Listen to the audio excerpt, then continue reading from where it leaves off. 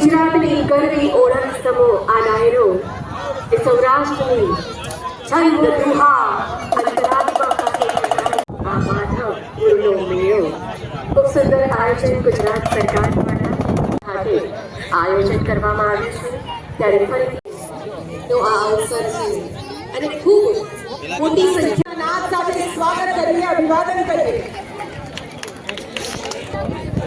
મંચ હવે ગરિમામય મહાનુભાવોની ઉપસ્થિતિથી શોભી રહ્યો છે ત્યારે સમય છે આ પવિત્ર મહોત્સવને વિધિવત રીતે પ્રજ્વલિત કરવા 5000 વર્ષ પહેલા દેવી રૂકમણીજીના મનોરથને પૂર્ણ કરવા માટે ભગવાન શ્રી કૃષ્ણએ જે દીવો પ્રગટાવ્યો એ જ ભક્તિ અને શ્રદ્ધાનો દીવો આજે આપણે અહીંયા ચઢાવતો જોઈએ માન્ય મહાનુભાવોને કરીશ પ્રાગટ્ય માટે આપ સૌ આગળ વધારજો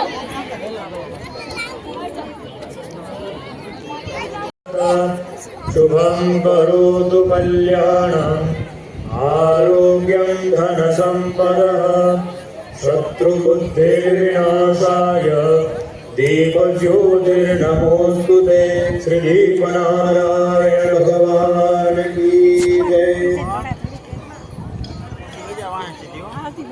દરવાજાના મંત્રોચ્ચાર અને દીપ પ્રાગટ્ય કરી માધવપુર ખેડના 2026 નો છે તેના માટે સૌનો આભાર ધન્યવાદ।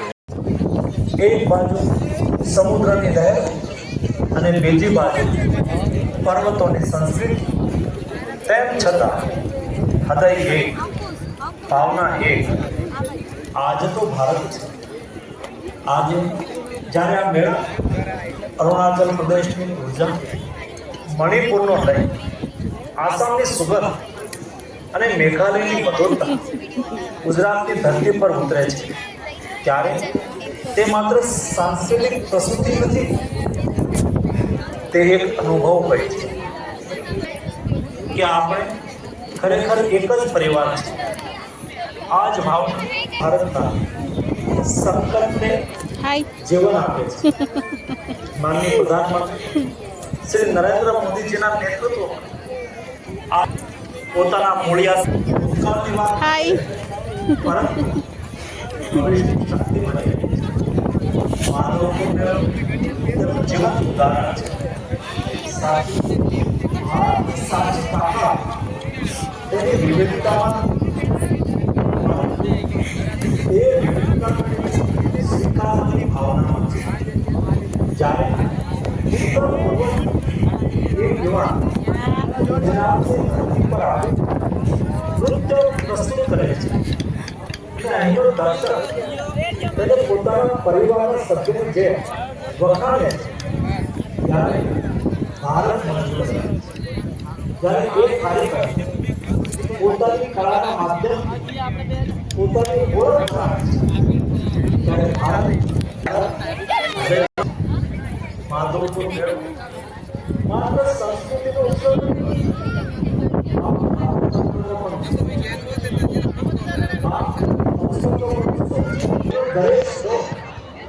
દરેક કલા પ્રસ્તુતિ તેથી આ મેળાની ગુણવત્તા જાળવી રાખવી ગૌરવની વાત જ નથી, પરંતુ આપણા સૌની જવાબદારી આ એક ભાવ જ્યાં મહાત્મા ગાંધીજી આજનો ભારત એક નવા યુગમાં પ્રવેશે છે। એક એવો ભારત જે વિકસિત પણ છે અને સંવેદનશીલ પણ છે, આધુનિક પણ છે અને પોતાની પરંપરાઓ સાથે જોડાયેલું છે। જ્યારે આપણે વિકસિત ભારત 2047ની વાત કરીએ છીએ ત્યારે તેનો આધાર આપણી એકતા અને સામૂહિક ચેતનામાં દરેક અંતરને દૂર કરે, દરેક ભેદભાવ સમાપ્ત કરે અને એવા ભારતનું નિર્માણ કરે પોતાની કૃપાઓને દર્શાવતા રહે અને આપણા ભારત દેશને એકતા, સમૃદ્ધિ અને શાંતિના માર્ગ પર આગળ વધારતા રહે। એકવાર ફરી आप सबने हार्दिक शुभकामनाओं। धन्यवाद। नमस्कार साथियों। માન્ય અને જેમના હૈયે અને સોલંકી સંસ્કૃતિ પ્રત્યે અતૂટ પ્રેમ છે. જેઓ લોક કલ્યાણના કાર્ય છે, જેમના માર્ગદર્શન હેઠળ